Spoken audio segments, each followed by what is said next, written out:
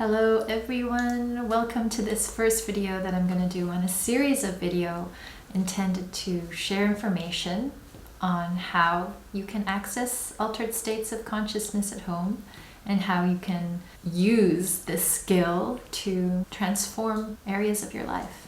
Now, there are usually three main reasons why people are interested in learning how to enter the meditative state, the state of trance, the state where you can transform your subconscious and your deeper mind.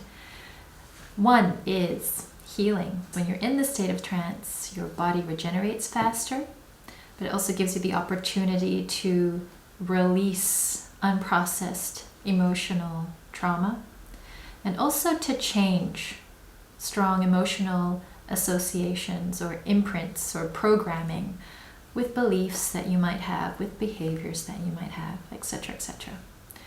The second is self-improvement. When you're in the state of trance, you learn faster, your mind is more suggestible. So you can not only learn new skills more quickly and new positive information and positive behaviors, you can also undo limiting beliefs and limiting behaviors. And the third reason why people are interested in accessing altered states of consciousness is for spiritual evolution, to transcend the ego and to explore reality beyond the reality that we're taught we live in, so to speak. Now, in all three cases, the same transformation process actually applies. You go into the subconscious and you unbelieve or deprogram certain beliefs and behaviors, and you plant in new ones.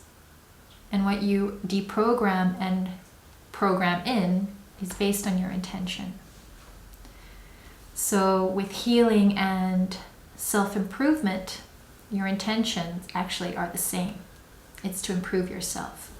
For spiritual evolution, your intention is to transcend the ego completely.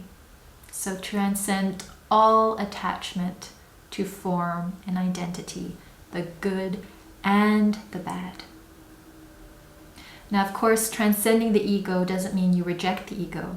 It just means you understand how it works. And your behavior is not so much determined by your ego, but you have the ability to allow your ego to serve a higher good, a higher consciousness, a higher purpose.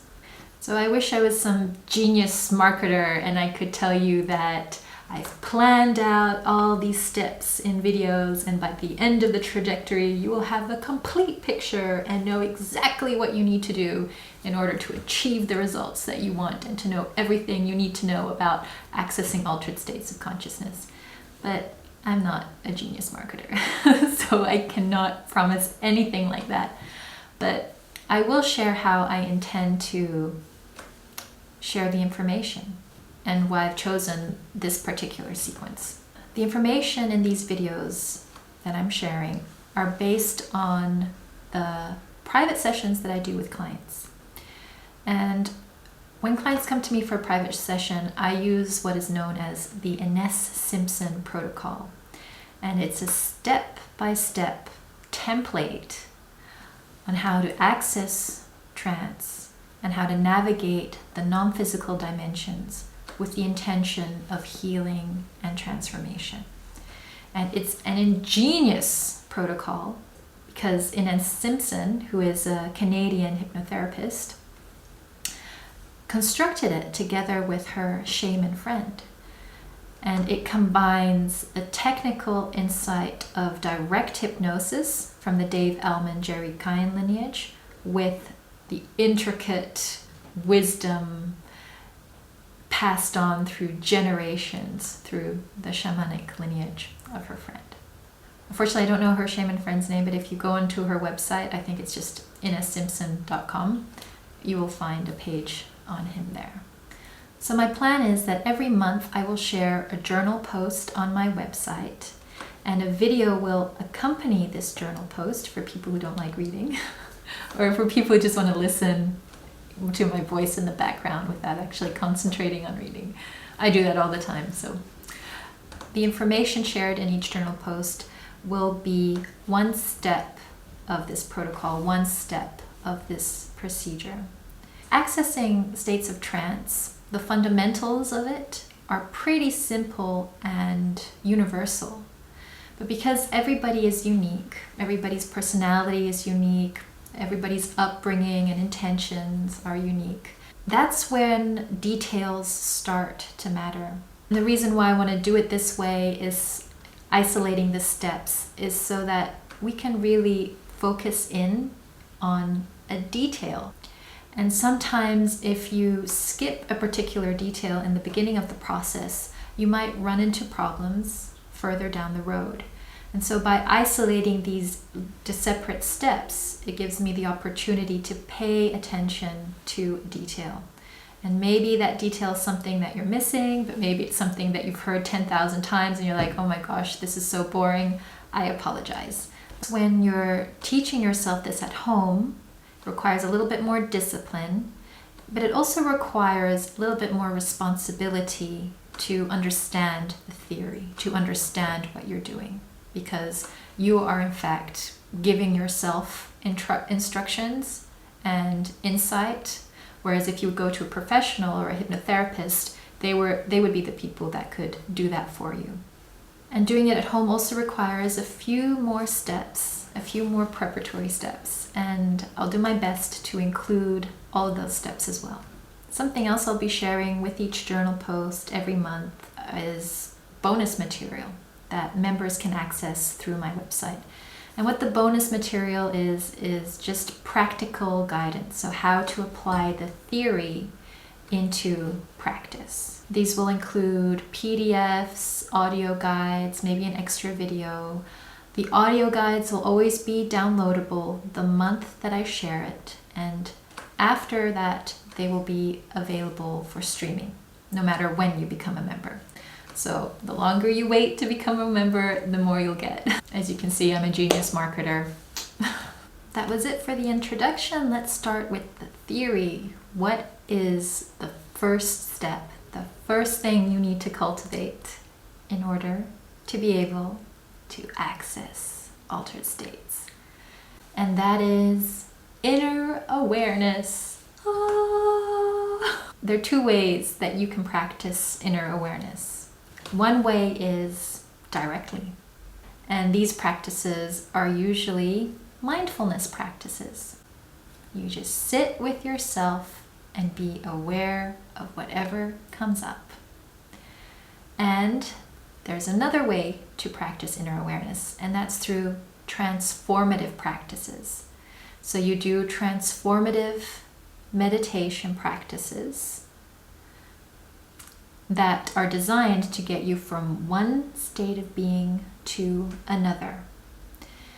Now, in order for the transformative practices to work, you need to have established some inner awareness. But once you've kind of established some inner awareness, while you practice the transformative practice, you are also, or can also, strengthen and grow your inner awareness by becoming aware and observing of how the transformative practices are taking place and changing the way you feel.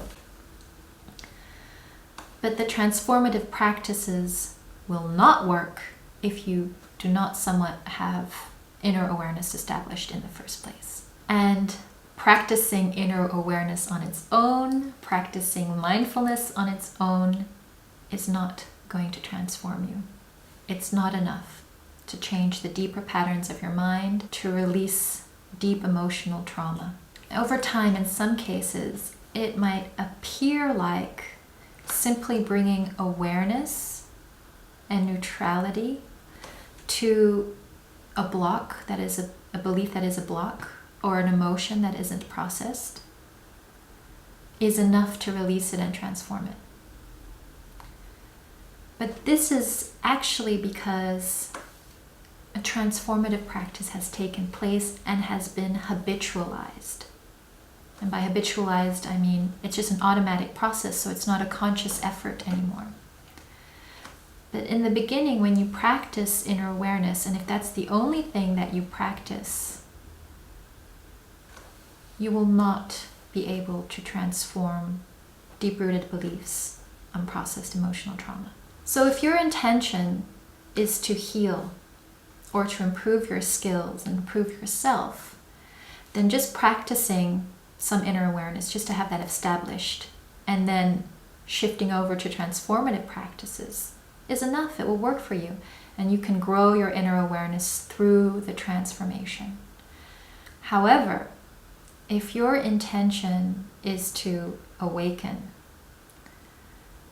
or even to improve your psychic skills, and in yoga, they warn that you shouldn't practice these techniques with the intention of improving your psychic skills, because that's an ego trap. Your intention should always be to awaken, and on the way, the psychic skills will flower open. But if that's your intention, then you need to focus on a strong inner awareness and a strong ability to observe neutrally, no matter what, with no judgment. So I would recommend that you would spend more time on the inner awareness practices and not switch too quickly to the transformative practices. Okay, I'm going to link my video on dimensions here, and I recommend you watch that, because there is a risk to being too fanatic with only practicing inner awareness if you have something you need to heal. The reason why you need to cultivate this strong ability to observe neutrally and unwaveringly, no matter what comes up, is because you need to transcend the mechanism of your mind. The first text ever written about yoga, the Yoga Sutras of Patanjali, barely mentions asana or working out your body, and it's almost completely and entirely about the mind and how the mind works. Now this book, I recommend that you read it.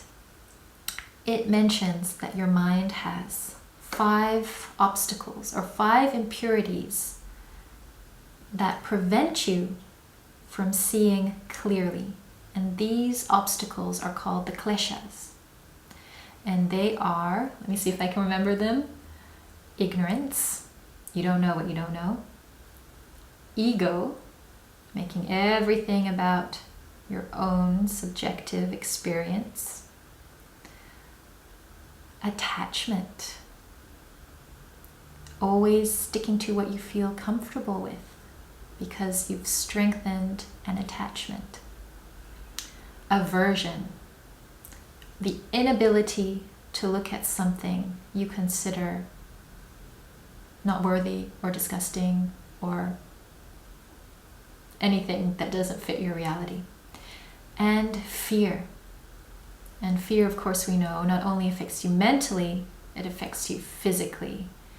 And you no longer have that conscious strength to overcome primal instincts of survival. Now, the first time I read the Yoga Sutras of Patanjali, I think it was 7 years ago. I try to read it once a year. You really shouldn't come to me to try to study what's in there. There are lots of really cool online courses, maybe even some for free. And the reason why I read it 7 times is because the first time I read it, I rejected 90% of the information. 1, because I didn't understand the Sanskrit words, and 2, because I disagreed. My 20-year-old ego thought it was more knowledgeable and advanced than this ancient yogic insight. And now, after the 7th time of reading it, I realized how prisoned I was within these 5 impurities, within these 5 obstacles. And I remember I especially had problems with the obstacle of aversion and attachment. And I remember thinking, hang on, my intuition is naturally drawn to the things that are good for me. So, of course, everything I'm attached to, how could that possibly be an impurity? No, I know what's good for me. I have a strong intuition. And the same thing with aversion. Like, oh, I dislike that person and that person because their opinions are destroying the world. And of course, I know what's good for the world and for myself, so of course my aversion to them and their opinions is correct. It's not an obstacle, an impurity of seeing reality clearly. No way. So I had to swallow a lot of pride.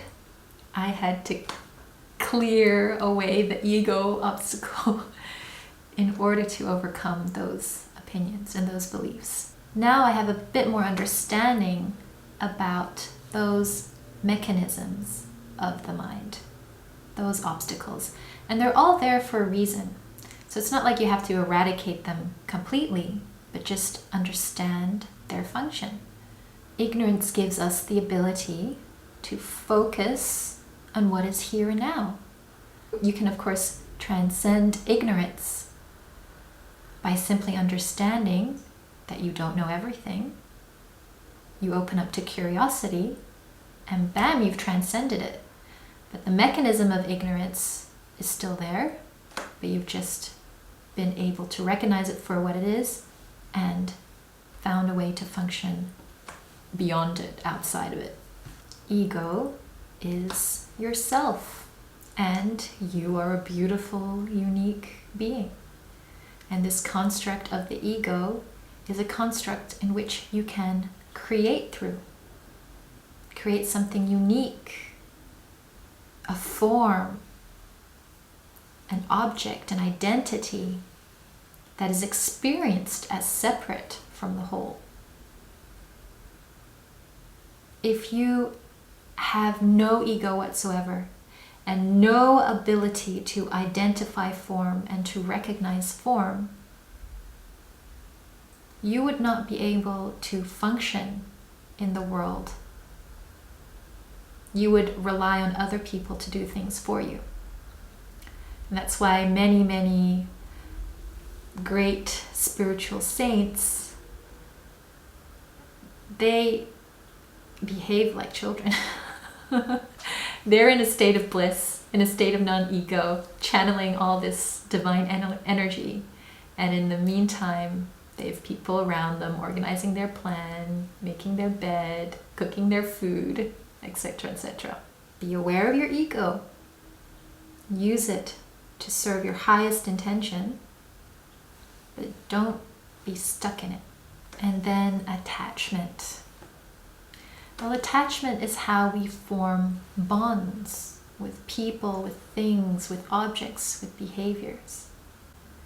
And when we form this bond, there's a sense of familiarity, of safety.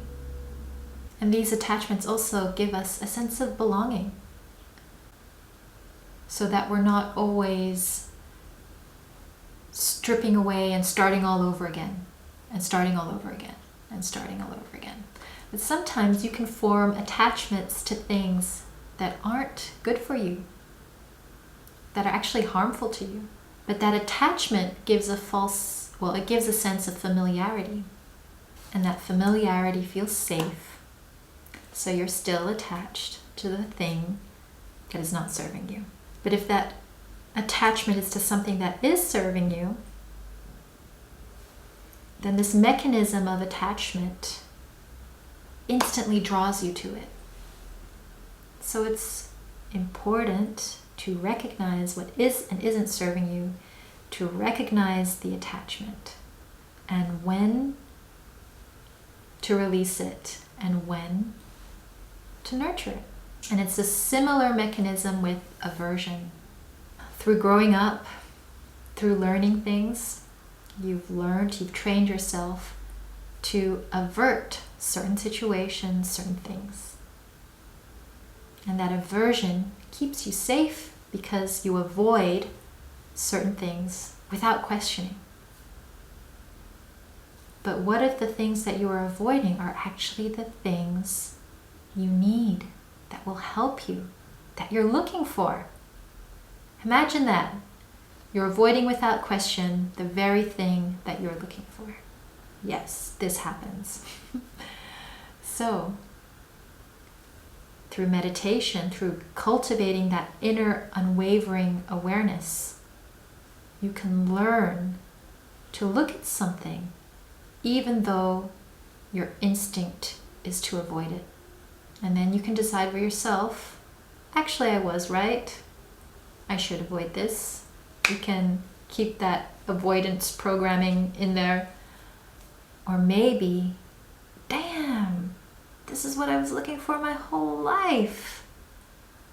And I was habitually avoiding it. Fear, which goes a little bit deeper than avoidance, because with fear, you actually physically, chemically aren't able to use your conscious mind effectively.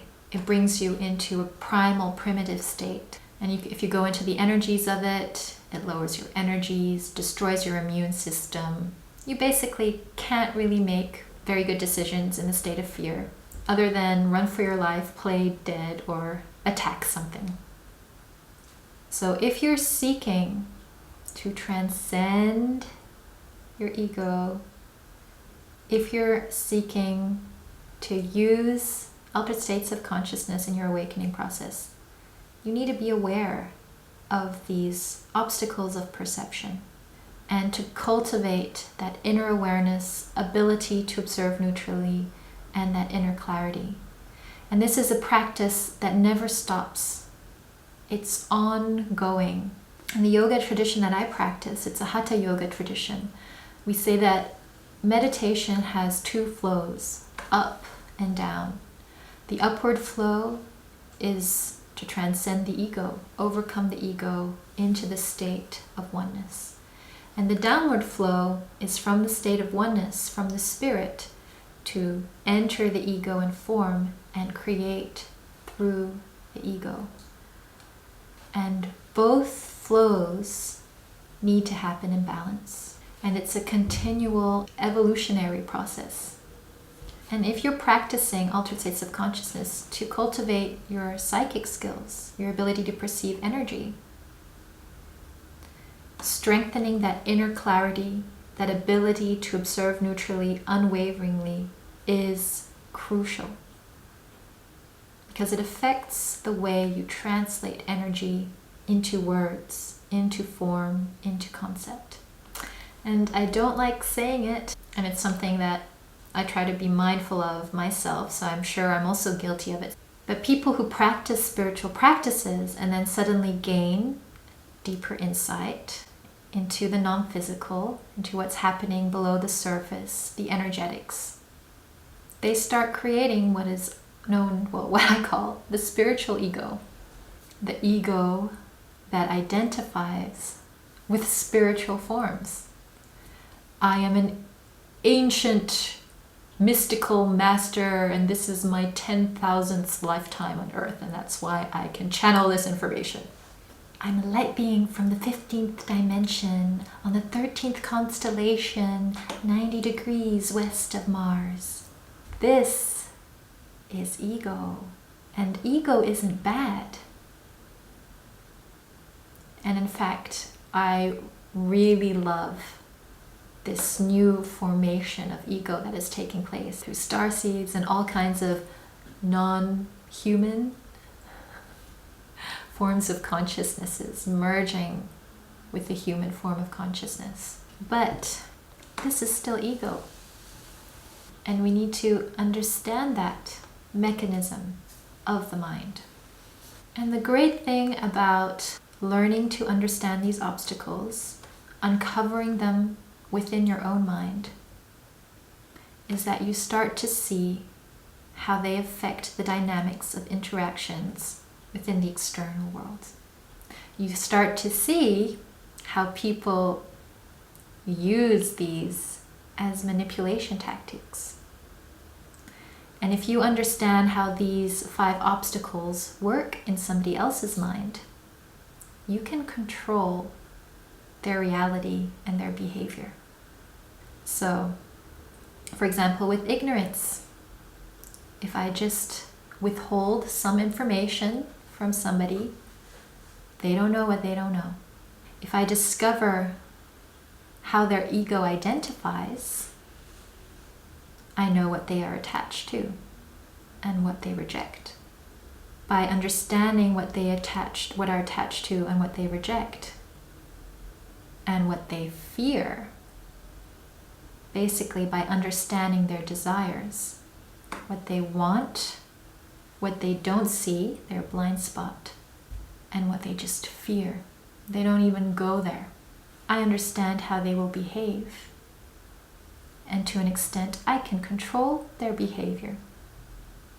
By presenting certain information alongside something they desire or fear, I can influence how they perceive that information. Just saying. So, what's the best way to practice inner awareness? Directly, mindfulness. Sit in a corner, be by yourself, be aware of whatever comes up, no matter what comes up. Be present, observe as much as you can neutrally.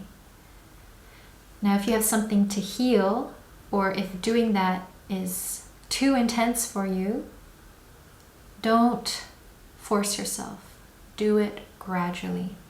Now, I always recommend a heart coherence meditation because you can cultivate inner awareness by activating the heart, by observing through the heart, through compassion. This is not only a psychologically intelligent way of doing it, but it's also an energetically intelligent way of doing it. However, if you really want to cultivate strong inner awareness, I think it's important to experience the difference between the two. The difference between being aware without heart activation, only through the mind, and being aware with heart activation, perceiving through compassion. So once you actively choose to activate the heart, you could say that it actually becomes a transformative practice. So I'm going to consider the heart activation a transformative practice, and the inner awareness, ability to observe unwaveringly, as an inner awareness practice. So again, please see my video on dimensions, because being fanatic about cultivating inner awareness is not always the right thing to do. You just need to establish inner awareness somewhat, and then you can shift into transformative practices and continue the inner awareness there. When you decide to practice inner awareness, you do not need an app to tell you what to do. You do not need an audio guide. All you need to do is sit somewhere comfortable and decide to be aware. Because using any external tool is directly contradicting what it is you want to create, which is inner focus. So things like Headspace, I do not understand. Actually, I do understand. Headspace is a marketing gimmick, I don't know. Everything designed on it is for you to interact with an app so that the app makers can make money. It's not about you creating inner awareness.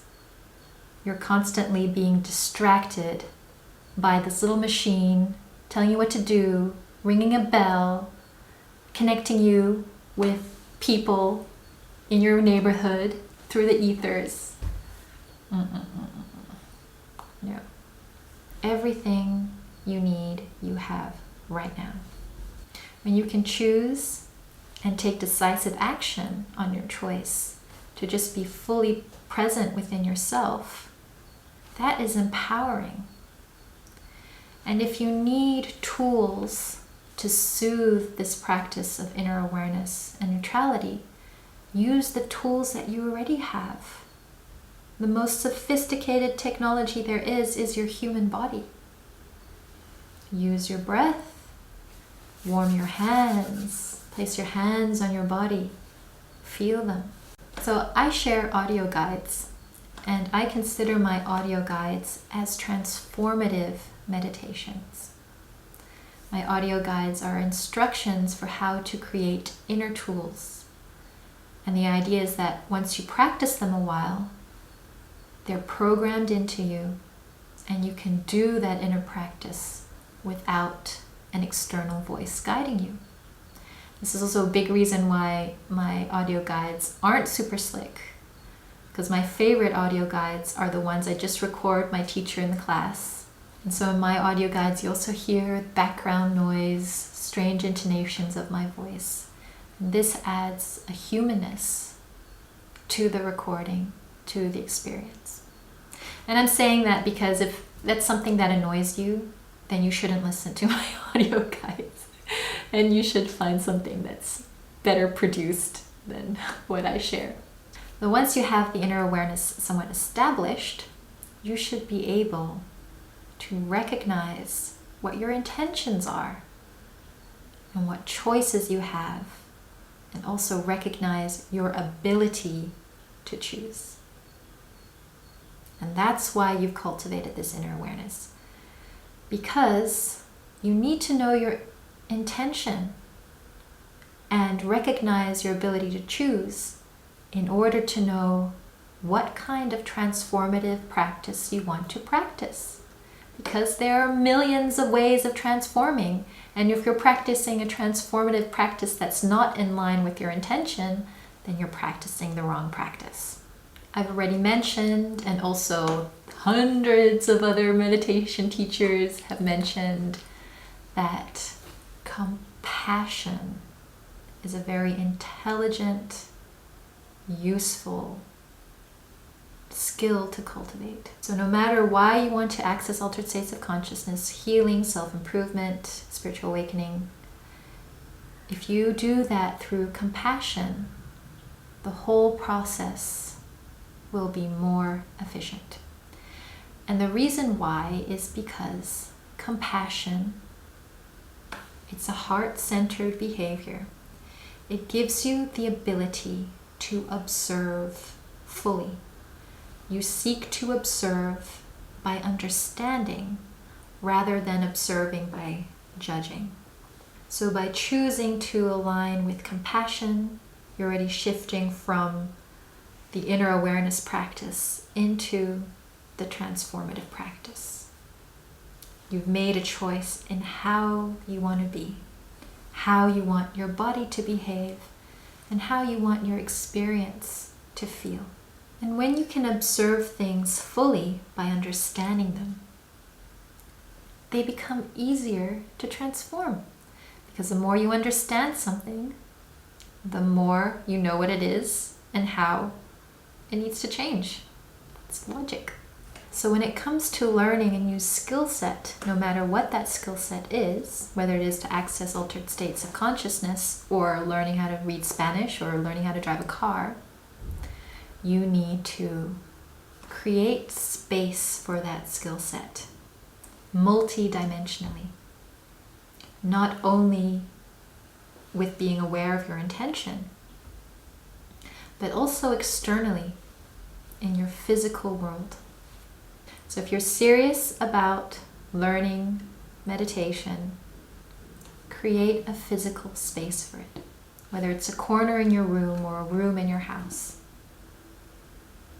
And then after that, create this space through time, an action plan, and a dedication to perform that action consistently through the passage of linear time. And after time, after you combine those two, the physical space and the action through time within that physical space, your mind will start to associate the physical space with the action, and it will become more easy to practice within that space. It's almost like a energetic buildup becomes more powerful and powerful and powerful. So in other words, create a meditation spot, commit to practicing consistently through time, and commit to creating that inner awareness.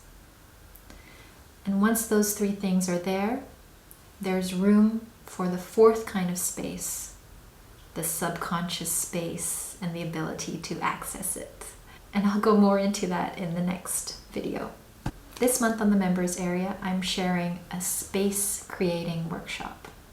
And it's intended to get really clear and focused on your inner intention and anything you desire to create or to manifest in your life. And once you're very clear on your inner intention, you can focus on the most efficient action plan, space through time. And that action plan through time is actually energy that aligns with the intention. And once you have those two established, you have a better understanding of what kind of physical space needs to be created in order for that intention and that action to most efficiently take place in the physical world.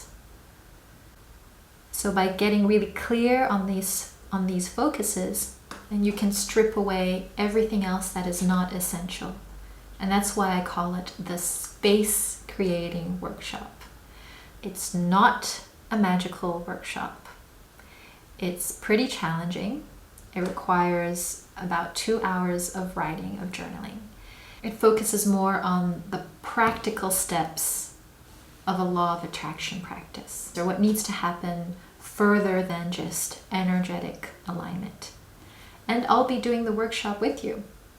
It's actually a workshop I did 5 years ago, and I wanted to do it again, so I thought, hey, I'll make PDFs, film myself doing it, and share it on the members area.